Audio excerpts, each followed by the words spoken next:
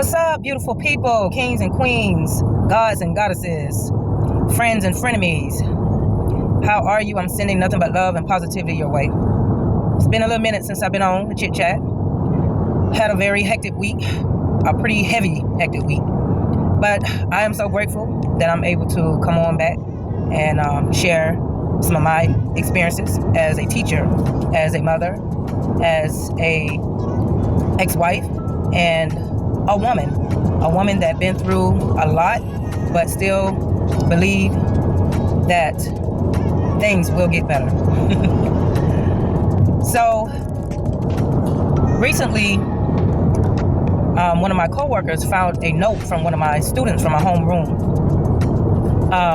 She wrote a note stating that she was going to unalive herself when she got home. And I got very emotional about it because I have had some experiences with that. People in my family went through some of those things, and I was very disappointed because I'm like, out of everybody the student comes and talk to, she didn't, talk to me. She shared everything else with me about her life and her challenges and things that she experienced at home. So I couldn't understand why, and I kind of had to stop. I had to take myself out of the equation and not make it about me, because that's not what I was trying to do. I had to realize that I'm the type of person that I'm going to speak truth. And sometimes people don't like hearing the truth, even though it is sensitive, even though it hurts. Because, I'm the type of person that I will tell you, look, life is going to be hard. This is what we signed up for in the spiritual world. But the key thing is we have to keep our head up and know how to fight the battle and not let it get the best of us. That's why it's called a spiritual warfare. But I know when a child is young and they're not educated on things like this, they feel like the easy way out is to unalive themselves. I think my faith is what got me here this far. I knew there was some type of higher power. I knew that I had a lot of unanswered questions. I knew there was a lot that I needed to experience, and I didn't want to miss out on it. So I think that is why I am here today. I explained to my whole entire class when I found out, because a lot of people started spreading rumors about the situation, and I was very livid. I was like, look, whatever somebody's going through, if you're not going to help encourage them and speak life into them, then you need to keep your mouth shut and let them handle their business. And I explained to them, I said, look, the girl, she's alive and well, she's getting proper help, and it is not our business to go around and talk about what's going on with somebody else's business. You need to focus on your own business. So, but I did explain to them that never be afraid to talk to me if you can't talk to anybody else. If you don't have a family member, cousin, or even another teacher to talk to, then you need to come and talk to me, because you never know what kind of advice I can give to possibly save your life. I explained to them, I said, when your parents drop you off to school, you automatically become my responsibility. I pretty much, in so many words, become your foster parent, and I don't want to see anything happen to you. I care about you. And yeah, that's my job. My job is to protect you emotionally, mentally, and keep you from failing in this so-called school system they put together. So, but yeah, with that being said, I pulled the girl over. She came to school the next day after we found the note, and she kept telling me she was having anxiety and she don't want to be around people. And I had to explain to her what she was feeling, because she couldn't really label her feelings. She just kept saying, I can't be around the class. I can't be around people. I got to go home. I got to go home. And I said, well, what you're feeling is called anxiety and partially depression. I'm driving, y'all. Y'all got to bear with me. Going around this roundabout. Yeah, I got to work on getting me some better equipment, recording equipment, because this recording stand is not the best.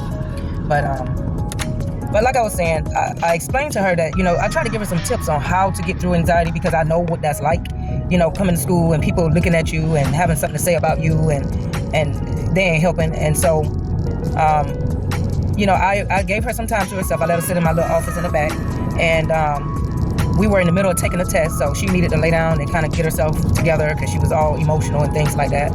And I was very shocked the way things were handled, because the principal did get the letter. It managed to make it to the principal, and all I was told was, the principal didn't even come to me about it. It was through another teacher that I had to hear about it.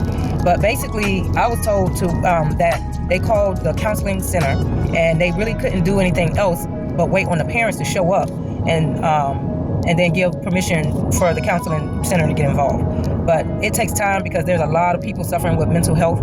And if you got a roster or a waiting list of people that need help, children and adults, it's not a good look.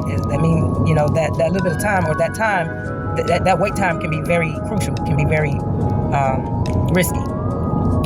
So after she kind of calmed down, she woke up, she went ahead and joined us in class, and she took the test, and I was shocked she scored a B. And I mean, she's a very smart, intelligent student.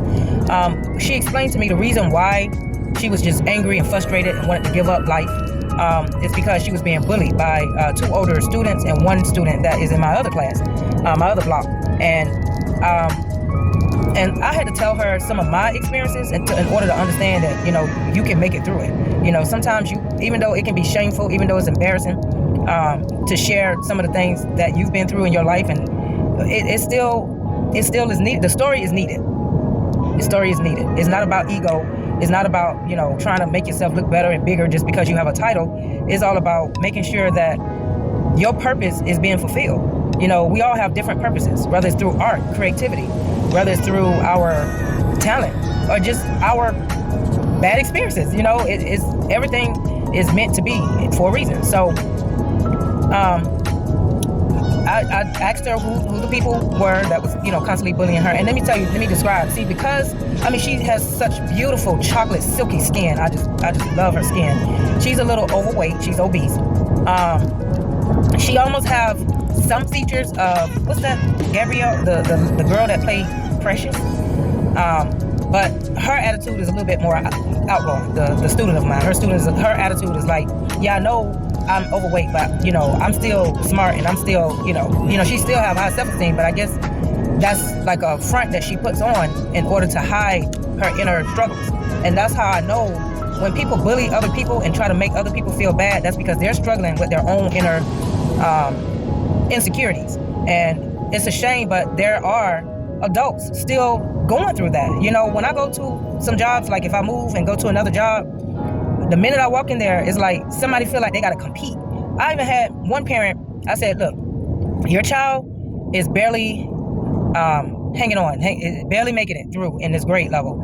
And I feel like he could use more support, more practice, especially when it comes to reading. And the first thing the parent go to, well, I got a master's degree, and I was working with him, but my schedule, and I'm like, well, what the master's degree got to do with your child struggling with reading? I mean, if you got a master's degree, hold on. I'm like, if your child, if you got a master's degree and your child is performing at a preschool level in the 4th grade, that is nothing you want to brag about. That means, okay, we gonna want to, okay, where you get your master's degree from? If you call yourself saying that you work with your child and your child is performing really low, that is nothing you want to brag about. So, and I wasn't even, it's not even about her intelligence and what she's capable of doing. It's about her child, her student. But yeah, it's like, I get a lot of parents, adults that feel like, okay, just because I'm a teacher, they got to challenge me. Or just because when I was married, they got to try to prove that, I can steal your man. Or, just because I even got a job, I got to have somebody want to compete with me trying to say, okay, well, at least I make more money than you. It's like people don't take out the time to face their shadow side. And if we don't teach the skills at an early age of how to not be jealous, how to not be envy, how to release all of those low vibrational ideas or ideas that came from another culture that was instilled in us, if we don't erase that, then it's like it's going to be a revolving door with some insecure, low self-esteem, depressed, traumatic, bitchy people walking around, and that is not cool. That is not cool at all. So whenever I do things, I think about these kids potentially being the kids that I have to depend on. These are kids that potentially may have to work with my future grandchildren and generation, and I just don't want anybody with a contaminated, distorted way of thinking to pass on negativity like that to my child. So, like I said, it's gonna be a process trying to wake people up, trying to get people to see more than what they are capable of doing, or trying to sit down and really think things through before making impulsive decisions. I'm so grateful. I'm so grateful for the people that actually did consider that within my family. I'm so grateful for them being here. And even though I may be in my own little zone or in my own box, it doesn't mean that I don't love you. It doesn't mean that I don't think about you. So I dedicate this to my loved ones and my family and my friends. If you ever thought about unaliving yourself, just try to fight through it. Don't let that spiritual demon get the best of your mindset, because all you're doing is hurting yourself. And then there's some type of I wouldn't say a saying, but there's information out there stating that if you take your life, you just gonna come back and you're gonna be challenged even harder with more things, more bullies, more things that would challenge your confidence and things like that.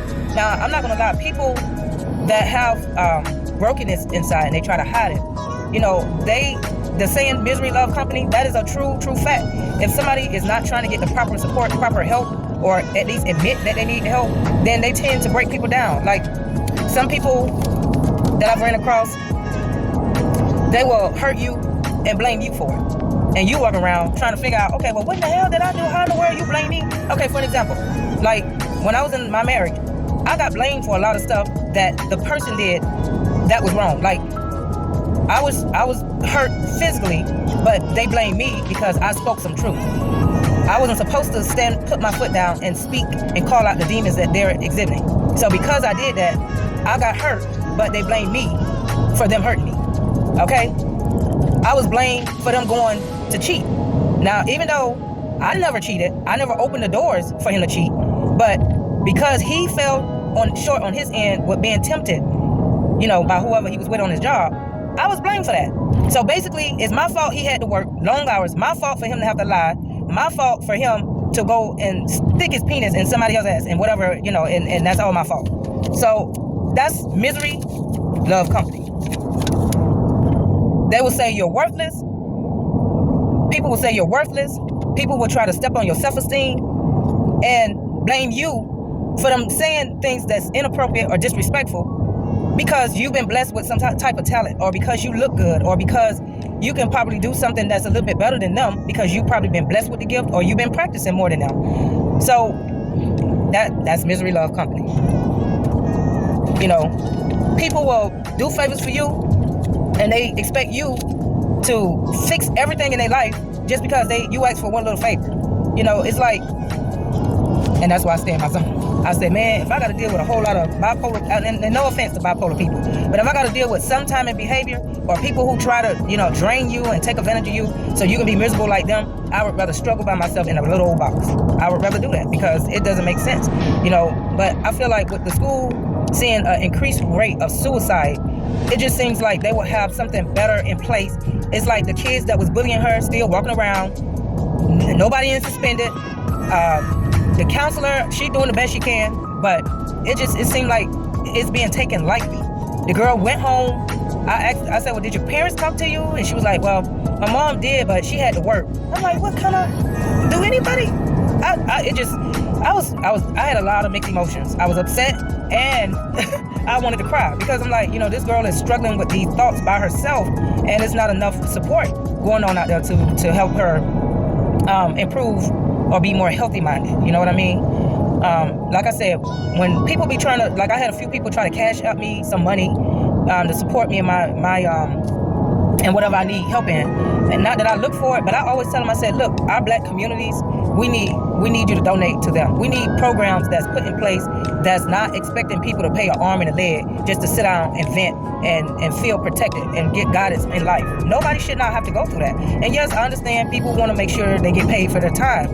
But with all the government printing out all this really worthless money, it just seemed like they would have some type of service in place to support a lot of these young people. But see, in their mind, they feel like, oh, okay, well, one down, we got another one on the way. We get to replace another one. So it's like they put a lot of BS out in the world, from social media to making somebody feel bad because they don't have a BBL, or because they don't have a Lamborghini, or because they ain't, somebody don't have a bag or whatever like that. And then, that's another reason why that affects people's self-esteem. They think, okay, that's what I need to feel special. I need to have Coke bottle body in order for people to pay me some attention because they paying all the other girls some attention. I need to have a certain type of career or money. All of us, at the end of the day, we're slaves. We just got different levels. You can be a slave working at McDonald's sweeping the floors. You can still be a slave teaching like I do. You can be a slave working in the office as a principal or working for the government, a state office. You still a slave. It's just different levels. You can be a singer, a dancer, a performer. You still a slave. You just on a different level, making more money, dealing with more stress, because more money, more stress. Just like Biggie Small. Shout out to Biggie Small. But yeah, that's pretty much how I see it. No matter what, nobody can't come to me trying to, make me feel some type of way, just because, like, oh, I want that. Because at the end of the day, when I die, none of that coming with me. None of that coming with me. Now, yes, I want my children to have generational wealth, but I am not finna lose my sleep because I don't got no expensive vehicle or two-story big wide house. Yeah, of course, that's gonna be comfortable. Yes, I would like to have it, but it ain't enough for me to want to, go into depression and lose my life. Well, I'm gonna tell you one thing that does kind of bother me is when I'm not able. Sometimes the negative thoughts come up to me to where I feel like I'm not making enough to maintain what I have, and I don't want to see my kids unhappy and struggle. So that would be mostly the only thing that would bother me if they wasn't influenced by other kids. Everybody got to have an iPhone. That's not cheap. Everybody got to have name brand, top-notch Jordan type shoes. That's not cheap. But if they would be okay with the simple things in life, then I wouldn't have to be stressing with trying to make sure they don't feel like they have to keep up with the Joneses and walk around being bullied and teased. And even though they was teased anyway, my daughter still had an iPhone. She had Jordans. She always kept herself up and looked nice and kept, she got her natural real hair back, it come to her shoulder, and still got bullied. So whether she wear Walmart shoes, whether she got a track phone, it doesn't matter. People still gonna find a reason to hate on you. Like I said in my other video, Jesus wasn't a king. Listen, before you start coming at me, Jesus was walking around like an average citizen, speaking and spreading the word, trying to heal people, right? They never said he lived in a castle. They never said he had the best chariot, but he still was bullied. It didn't even make sense. Like when I was reading the scripture, during the time where he had to, face the Pharisees and stuff like that, I was like, so you mean to tell me just because he claiming to have a certain title, they hate on him? They can't say he killed and murdered somebody. They can't say that he stole from somebody. I mean, he wasn't lying about who he was. They just was blind and failed to see it, but he still was bullied. So when this information, when this kind of acknowledgement really, really stand out and be taught the right way to people, then I think people wouldn't be stressing over materialism. People won't be unbalanced. People won't be walking around depressed, trying to get on unhealthy pills at a very young age. You know what I mean? So yeah, it just kind of hit me hard. That was a struggling week. It kind of almost got the best of me, and I'm like, wait a minute, I'm the truth speaker, and I know that my ancestors got my back, my spirit got my back. So why am I feeling this? And I guess because I am an empath in so many ways. I absorb the energy, and I can really feel, and sympathize for what the children are going through.